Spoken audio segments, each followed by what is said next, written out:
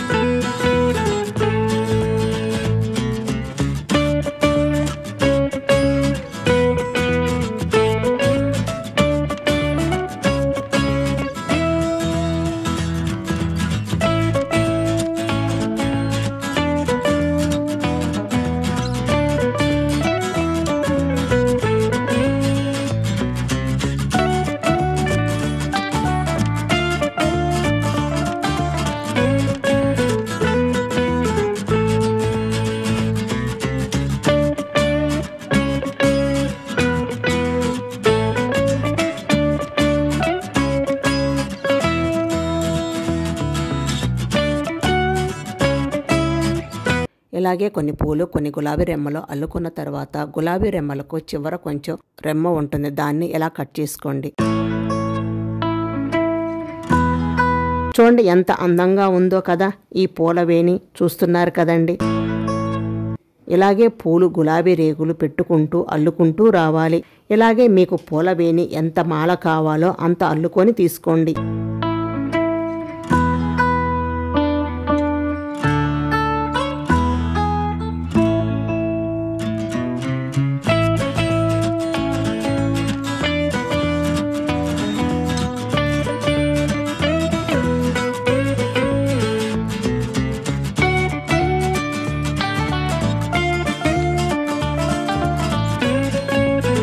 ఇలాగే మల్లెపూల వేణి అల్లుకొని తీసుకోండి. ఇలాగే కొన్ని పూలు సూదికి ఎక్కించిన తర్వాత ఇప్పుడు దారంలోకి తీసుకోండి.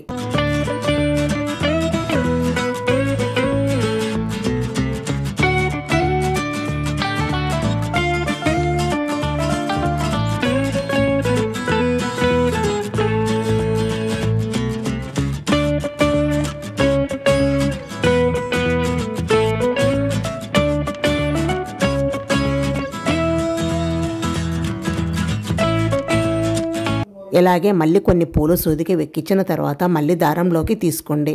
ఎగస్ట్రా గులాబీ రెమ్మను కొంత కట్ చేసుకోండి.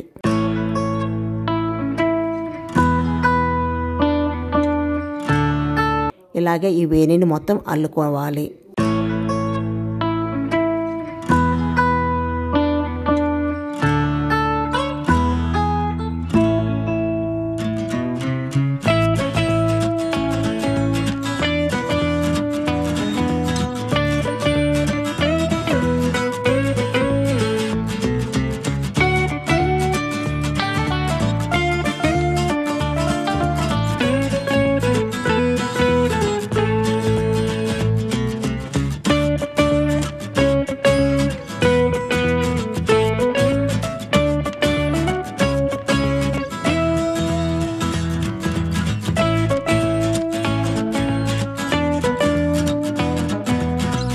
చూడండి ఎంత అందంగా ఉందో, కలర్ఫుల్గా ఉంది కదా. ఇలా కొన్ని పూలు కట్టిన తర్వాత ఇప్పుడు దారంలోకి తీసుకోండి. చూడండి ఎంత బ్యూటిఫుల్గా ఉందో, చాలా అందంగా ఉంది కదా ఈ పూలవేణి. పైన వైట్ కలరు, కింద రెడ్ కలర్ తోటి ఈ పూలవేణి చూడండి ఎంత అందంగా ఉంది. ఇలాగే ఈ వేణిని మొత్తం అల్లుకోవాలి. ఈ పూలవేణి గులాబీ రేకులతో అల్లినట్టే ఉంది కదండి. ఎక్కడ కూడా మనకి ఇవి కాగితము గులాబీ రేకుల్లాగా అనిపించటం లేదు కదా. చూడండి రియల్ గులాబీ రేకుల్లాగానే ఎంత అందంగా ఉందో కదా ఈ పూలవేణి.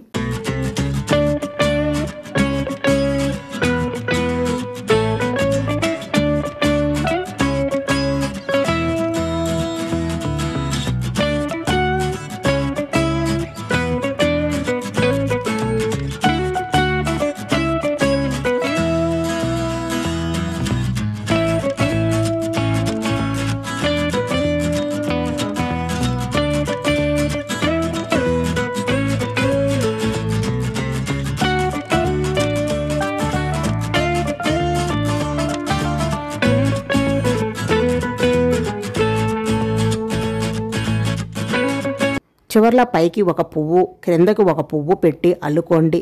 ముడి జారకుండా ఉంటుంది. ఇలాగే రెండు వైపులా కూడా ముడి జారకుండా వేసుకోండి. చూశారు కదా ఎంత అందంగా ఉందో ఈ పూలవేణి. కలర్ఫుల్గా కూడా ఉంది కదా. అదే మనం దీనిని బయట కొనాలంటే సీజన్ను బట్టి 500 నుండి 1000 రూపాయల వరకు అమ్ముతారు. అదే మనం ఇంట్లోనే 20 రూపాయలకే ఈ పూలవేణి అల్లుకోవచ్చు. చాలా ఈజీ. చూశారు కదా. వీడియో నచ్చితే లైక్ చేసి మీ ఫ్రెండ్స్ అండ్ మీ ఫ్యామిలీ మెంబర్స్కి షేర్ చేయండి. అలాగే మీరు కూడా ఈ పూలవేణిని అల్లుకొని మీకు ఎలా కుదిరిందో నాకు కామెంట్ రూపంలో తప్పకుండా తెలియజేయండి. చూడండి జడకు పెట్టి కూడా చూపిస్తున్నాను. ఎంత అందంగా ఉందో కదా ఈ పూలవేణి. జడ నిండుగా చాలా బ్యూటిఫుల్గా ఉంది కదా. మరిన్ని మంచి మంచి వీడియోలు మీ ముందుకు తీసుకువస్తాను. అలాగే మన ఛానల్ని సబ్స్క్రైబ్ చేసుకొని వాళ్ళు ఎవరైనా ఉంటే సబ్స్క్రైబ్ చేసుకోండి. మ్యాజికల్ హ్యాండ్స్ అండ్ గార్డెన్ని తప్పకుండా సబ్స్క్రైబ్ చేసుకోండి. Thank you for watching.